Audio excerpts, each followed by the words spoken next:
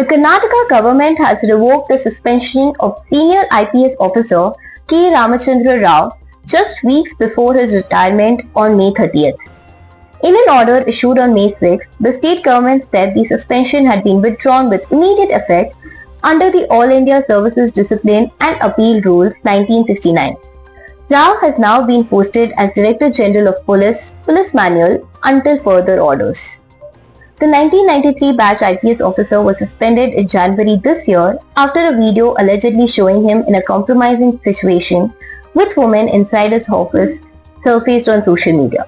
The footage was reportedly linked to the period when he served as Inspector General of Police of the Northern Range in 2017. At the time of suspension, he was serving as DGP of the Directorate of Civil Rights Enforcement. Disciplinary proceedings against him were formally initiated on March 18th. Earlier in 2025, Rao had also faced controversy after his stepdaughter, Kannada actor Ramya Rao, was arrested in a gold smuggling case. Allegations had surfaced that she was allowed to bypass airport security checks. Following the controversy, the IPS officer had briefly been sent on compulsory leave before being reposted as DGP in August.